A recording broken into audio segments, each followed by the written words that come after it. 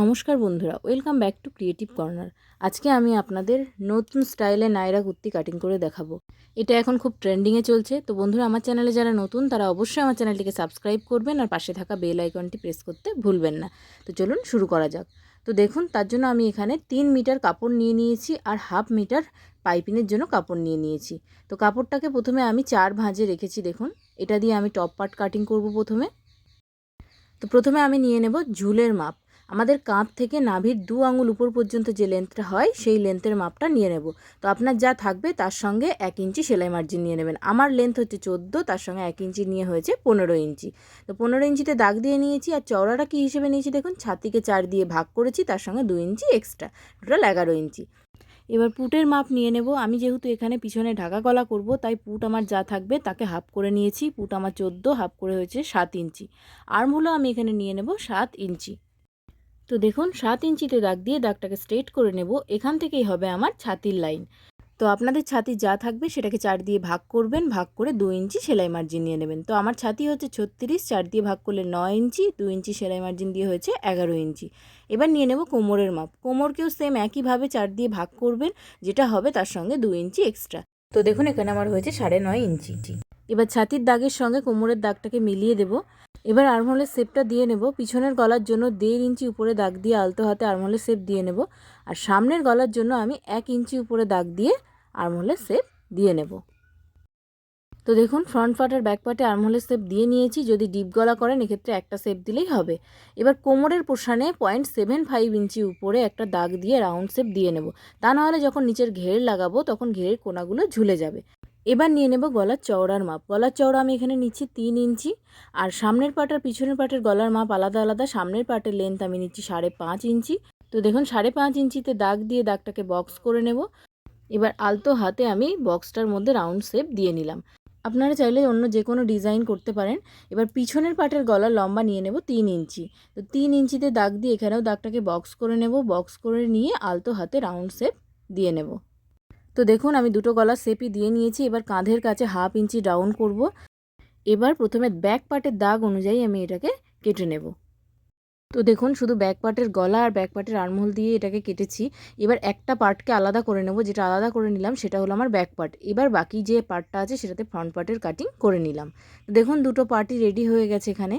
এবার নিচের পার্টে কুচির জন্য কাটিং করে নেব। তো তার জন্য দেখুন, আপনার যা টোটাল লেন্থ থাকবে সেটা থেকে টপ পার্টের লেন্থটা বাদ দিয়ে দেবেন। যেটা হবে তার সঙ্গে আপনারা আরও 1.5 ইঞ্চি এক্সট্রা নিয়ে নেবেন। তো দেখুন, এখানে আমি 28 ইঞ্চি নিয়ে নিয়েছি। তো দেখুন, নিচের পার্টটাও আমার 4 ভাঁজে আছে। এখানে দুটো পার্ট আছে, পিছনের পার্ট আর সামনের পার্ট। এবার চওড়াটা কী হিসেবে নিয়েছি দেখুন। প্রথমে আপনি আপনাদের টপ পার্টটা নিয়ে নেবেন, নিয়ে কোমরটা মেপে নেবেন 4 ভাঁজে কত আছে। আমার 10 ইঞ্চি আছে। আপনারা সবসময় চেষ্টা করবেন এই 4 ভাঁজে 10 ইঞ্চি ডবল মানে 20 ইঞ্চি নেওয়ার। আর কিছুই কাটিং নেই। তো চলুন এবার সেলাইটা শুরু করা যাক। তো দেখুন, প্রথমে আমি টপ পার্টটা নিয়ে নিয়েছি, নিয়ে সামনের অংশটা নিয়েছি। এবার সামনের অংশে আমি কিছু জড়ি অ্যাটাচ করব। তো আপনারা আপনাদের পছন্দ মতো জড়ি অ্যাটাচ করতে পারেন। প্রথমে মিডিল পয়েন্টটা বের করে নেবেন, সেই মিডিল পয়েন্ট বরাবর আপনারা জড়িটা লাগাবেন। তো দেখুন, এরকম 2 রকমের জড়ি দিয়ে আমি এটাকে ডেকোরেট করে নেব। মিডিল লাইন বরাবর আমি জড়িগুলোকে বসাবো, বসিয়ে সেলাই দিয়ে নেব।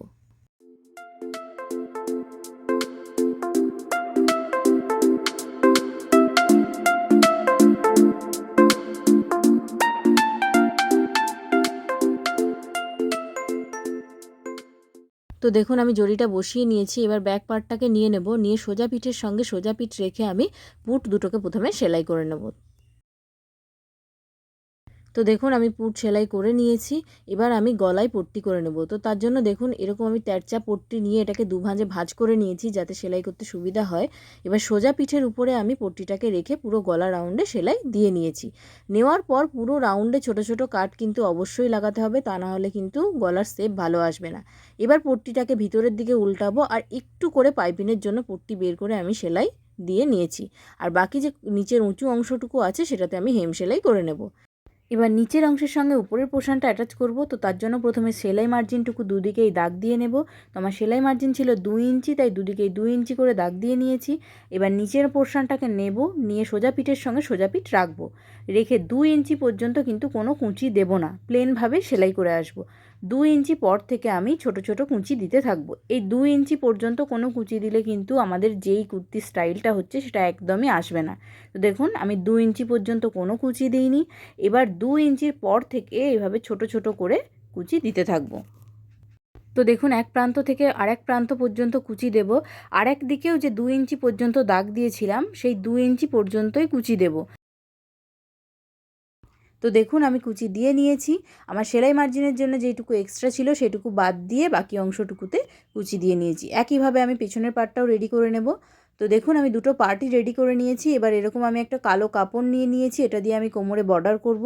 তো কাপড়টাকে আমি দেখুন আমাদের কোমরের যে সেলাই আছে সেই সেলাইয়ের দাগ বরাবর নিচের পার্টে রাখবো।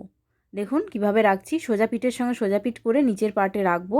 রেখে একদম 2 সুতের সমান করে বা এক চাপের সমান করে সেলাই দিয়ে নেবো এক প্রান্ত থেকে আরেক প্রান্ত পর্যন্ত। তো দেখুন পট্টির ধারটাকে একদম সেলাইয়ের মুখের সঙ্গে সমান করে রাখবেন, রেখে চাপ সেলাইটা দেবেন। তো সেলাইটা আমার দেওয়া হয়ে গেছে। এবার এটাকে আমি টপ পার্টের দিকে টার্ন করব।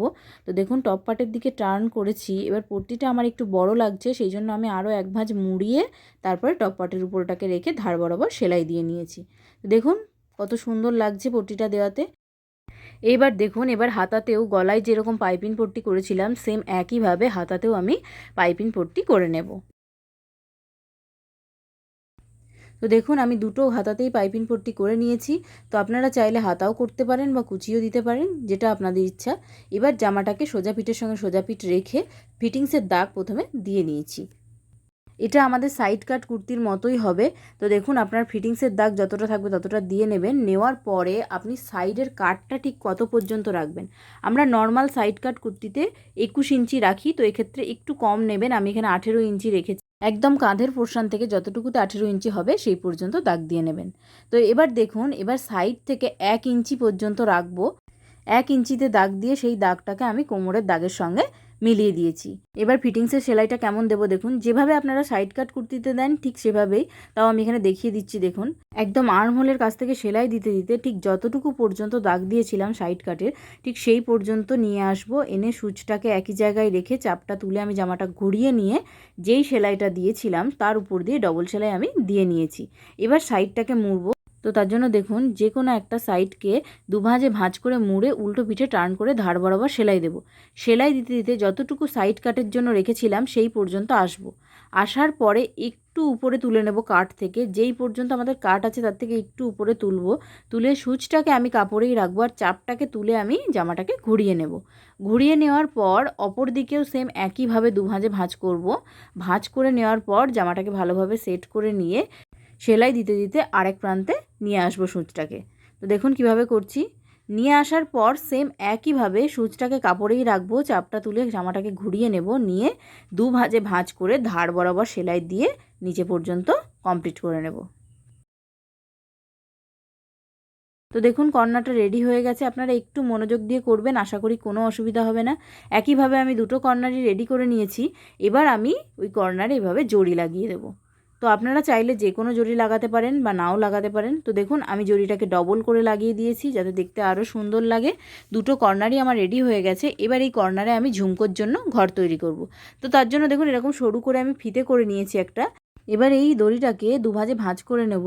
ভাঁজ করে নেওয়ার পর সেটাকে আমি কর্নারের মধ্যে রাখবো। তো দেখুন কিভাবে রাখছি, ঠিক জড়ির নিচের পোর্শনে আমি কর্নারের মধ্যে রাখবো, রেখে ভালো করে সেলাই দিয়ে নেব। তো দেখুন সেলাই দিয়ে নিয়েছি আমি। এবার এটার মধ্যে দিয়েই আমার দড়ি পাশ করাবো, তার জন্য আমি দড়িও নিয়ে নিয়েছি। এবার এই দড়িটাকে এই ফাঁকা অংশটার মধ্যে পাশ করিয়ে দেব, তারপরে আপনারা নিচে ঝুমকো দিয়ে নেবেন। তো এবার নিচের পোর্শনটা মুড়ে নেব। নিচের পোর্শনটাকেও সেম একইভাবে দুভাজে ভাঁজ করে মুড়ে নেব। মুড়ে নেওয়ার পর আমি সেম জড়ি যেটা সাইডে লাগিয়েছিলাম সেই জড়িটাই আমি নিচের পোর্শনেও দিয়ে দেব। তো এখানে আমি এক ভাজেই লাগিয়েছি জড়িটা। তো দেখুন কত সুন্দর লাগছে দেখতে। একইভাবে আমি পিছনের পার্টেও জড়িটা লাগিয়ে নিয়েছি। তো জামা একদম রেডি হয়ে গেছে। এবার শুধু সাইডে ঝুমকোগুলো লাগিয়ে নিলেই জামা কমপ্লিট হয়ে যাবে। তো দেখুন আমি ঝুমকোও লাগিয়ে নিয়েছি, এভাবে বাই কালার করে ঝুমকো করেছি, সঙ্গে আমি জড়ির পাড়ও দিয়ে দিয়েছি। তো আপনারা এইভাবে ট্রাই করবেন, দেখবেন খুব সুন্দর লাগবে দেখতে। আর জামাটা পরে আমি আপনাদের অবশ্যই দেখাবো।